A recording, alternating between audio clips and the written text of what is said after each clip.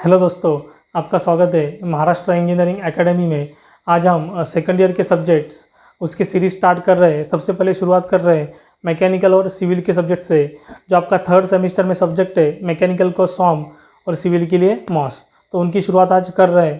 तो देखिए, हम लोग उसका सिलेबस देख लेते हैं और वेटेज कितना है मार्क्स का वो देख लेते हैं। देखिए, सेकंड ईयर मतलब आपका थर्ड सेमेस्टर मैकेनिकल के लिए स्ट्रेंथ ऑफ मटेरियल सॉम उसका सब्जेक्ट कोड है 22306। सेकंड ईयर सिविल के लिए मैकेनिक्स ऑफ स्ट्रक्चर मॉस उसका सब्जेक्ट कोड है 22303। ऑलरेडी आपका एग्ज़ाम पैटर्न मालूम है। एग्ज़ाम आपका कैसे होगा, आई स्कीम में आपका 70 मार्क्स का बोर्ड का एग्ज़ाम होगा और 30 मार्क्स का आपका इंटरनल मार्क्स रहेंगे। जो डायरेक्ट सेकंड ईयर के स्टूडेंट्स है जिनको एग्ज़ाम पैटर्न के बारे में ज़्यादा मालूम नहीं है, मैंने बेसिक मैथमेटिक्स के लेक्चर 1 में डिटेल में एक्सप्लेन किया है MSBT में आई स्कीम का एग्ज़ाम पैटर्न कैसा है। तो चाहिए तो आप वो लेक्चर देख सकते हो, उसका लिंक मैं डिस्क्रिप्शन में दे दूँगा। देखिए, हम लोग सिलेबस देख लेते, इसका सिलेबस क्या है और आपका वेटेज कैसे है, उसके हिसाब से आपको कैसे स्टडी करना है वो यहाँ पे हम लोग देख लेते हैं। देखिए, पहला टॉपिक है मैकेनिकल के लिए मोमेंट ऑफ इनर्शिया, उसका वेटेज है 6 मार्क्स।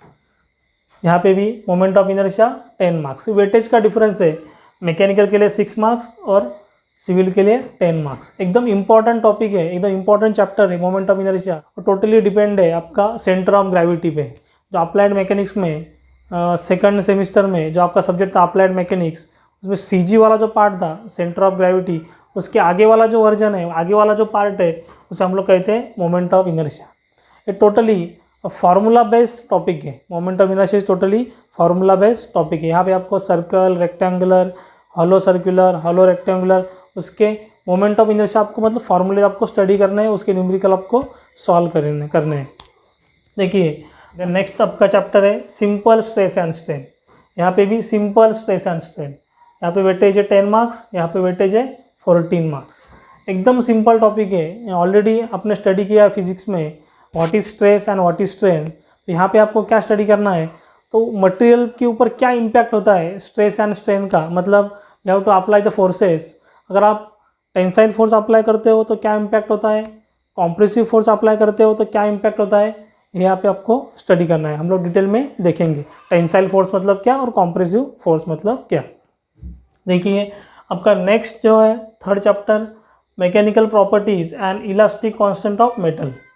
तो यहाँ पे थर्ड है इलास्टिक कांस्टेंट। यहाँ पे वेटेज है 8 मार्क्स, यहाँ पे भी वेटेज है 8 मार्क्स।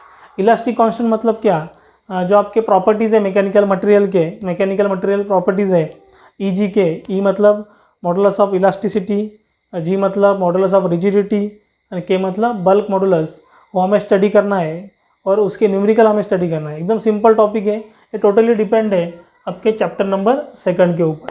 EG के मतलब इलास्टिक कांस्टेंट, E मतलब इलास्टिसिटी, G मतलब रिजिडिटी और K मतलब बल्क मॉडुलस। नेक्स्ट आपका 4th नंबर चैप्टर है, एकदम इंपॉर्टेंट चैप्टर है shear force and bending moment. तो एक्चुअली सिविल के लिए क्या किया उन्होंने, 4th और 5th में डिवाइड किया है। मैकेनिकल के लिए 4th चैप्टर में दिया है shear force and bending moment और shear stress and bending stress.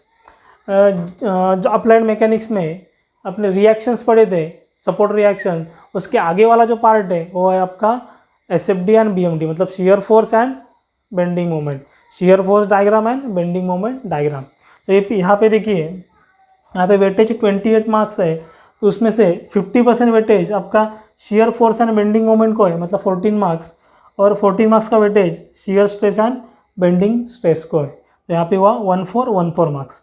तो यहाँ पे सिविल के लिए उन्होंने क्या किया है, यहाँ पे चैप्टर नंबर 4 दिया है, उसे चैप्टर नंबर 5 नाम दिया है। वही सिलेबस, वही सब कुछ, सेम सिलेबस है यहाँ तक आपका चैप्टर नंबर 5 तक, और यहाँ पे चैप्टर नंबर 4 तक आपका सेम सिलेबस है सिविल और मैकेनिकल के लिए।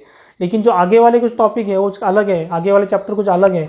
जैसे मैकेनिकल के लिए टॉर्शन टॉपिक है। टॉर्शन में आप लोग रोटेटिंग पार्ट के लिए कितना टॉर्क लगता है, मतलब जो मोटर है, इंजन है, उसके लिए कितना टॉर्क लगेगा, टॉर्क मतलब फोर्स कितना लगेगा, वो स्टडी करने हैं। तो मैकेनिकल के लिए 5th नंबर चैप्टर है टॉर्शन, उसका वेटेज है 8 मार्क्स। और सिविल के लिए 6 नंबर टॉपिक है कॉलम, उसका वेटेज है 6 मार्क्स। कॉलम जो वर्टिकल अरेंजमेंट है उसे हम लोग कॉलम कहते हैं। तो कॉलम और बीम का यहाँ पे स्टडी करना है। तो आपके वर्टिकल कॉलम है उसका डिज़ाइन कैसे करना है। आपने स्ट्रक्चरल बिल्डिंग देखा होगा, जब बिल्डिंग बनाते हैं तो वर्टिकल जो खंभा होता है उसे हम लोग कॉलम बोलते हैं, तो उसका स्टडी हमें यहाँ पे करना है। तो वही मैकेनिकल के लिए एक चैप्टर एक्स्ट्रा है, मतलब एक्चुअली एक्स्ट्रा नहीं है, सिलेबस थोड़ा ज़्यादा है यहाँ पे। दोनों के लिए 6 चैप्टर है, लेकिन यहाँ पे क्या किया है, अब 4th में 2 चैप्टर है, यहाँ पे 4th और 5th है। थोड़ा सिविल के लिए सिलेबस कम है, मैकेनिकल के लिए सिलेबस थोड़ा ज़्यादा है। तो 6th वाला जो चैप्टर है, direct and bending stress. Direct and bending stress मतलब क्या, अगर समझो पेन है, अगर पेन के सेंटर के ऊपर अगर फोर्स एक्ट हो रहा है तो उसे हम लोग डायरेक्ट स्ट्रेस कहेंगे। ऑफसेट मतलब उसके साइड में अगर स्ट्रेस एक्ट हो रहा है, यहाँ पे अगर एक्ट हो रहा है साइड में, तो उसे हम लोग कहते हैं बेंडिंग स्ट्रेस। उसका स्टडी हमें करना है। एक्चुअली ये टॉपिक सिर्फ मैकेनिकल को है, सिविल के लिए नहीं है। सिविल के लिए ये टॉपिक आपका नेक्स्ट सेमिस्टर में 4th सेमिस्टर में टॉस सब्जेक्ट में थ्योरी ऑफ स्ट्रक्चर में डायरेक्ट एंड बेंडिंग स्ट्रेस। तो यहाँ पे मैकेनिकल के लिए थोड़ा सिलेबस ज़्यादा है, सिविल के लिए थोड़ा सिलेबस कम है। लेकिन ये जो आपके टॉपिक्स है उसमें आपको जो इम्पोर्टेंट टॉपिक है सबसे shear force and bending moment, क्योंकि वो आपको जब तक आप इंजीनियरिंग कर रहे हो तब तक आपको यूज़ में आएगा। जब तक आप इंजीनियरिंग कर रहे हो तब तक आपको इसका स्टडी करना है। और नेक्स्ट जो इम्पोर्टेंट टॉपिक है आपका चैप्टर है मोमेंट ऑफ इनर्शिया, क्योंकि उसके फॉर्मूले आपको हर जगह यूज़ होने वाले हैं। मोमेंट ऑफ इनर्शिया के फॉर्मूले आपको हर जगह यूज़ होंगे, मोमेंट ऑफ इनर्शिया और एरिया। तो यहाँ पे आपको ध्यान से स्टडी करना है मोमेंट ऑफ इनर्शिया को, क्योंकि आपकी जो 4th number, 5th number, 6th number और यहाँ पे भी 4th नंबर, 5th नंबर और 6th नंबर, वहाँ पे आपके मोमेंट ऑफ इनर्शिया के फॉर्मूले यूज़ में आएंगे। तो आपको ध्यान से पढ़ना है, उसके फॉर्मूले आपको रिमाइंड करना है proper. Moment of inertia, moment of inertia. तो ये आपका सिलेबस है। अब ये काउंट करोगे तो आपका ये टोटल आएगा 70 मार्क्स थ्योरी एमएसबीटी का बोर्ड का एग्ज़ाम, ये भी 70 मार्क्स, 70 मार्क्स। और 30 मार्क्स का आप इंटरनल मार्क्स है, उसमें 10 मार्क्स माइक्रो प्रोजेक्ट के और 20 मार्क्स यूनिट टेस्ट के। 2 यूनिट टेस्ट होंगे आपके, उसमें से आपको एवरेज लिया जाएगा। तो हम लोग नेक्स्ट लेक्चर में देखेंगे moment of inertia. Totally formula based topic है, टोटली फार्मूला बेस्ड चैप्टर है। तो वहाँ पे हम लोग देखेंगे मोमेंट ऑफ इनर्शिया क्या होता है, उसके फार्मूलेज क्या है।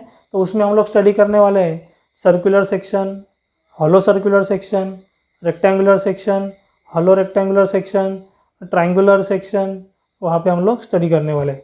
तो नेक्स्ट लेक्चर में हम लोग देखेंगे मोमेंट ऑफ इनर्शिया और उसके फॉर्मूले। Thank you.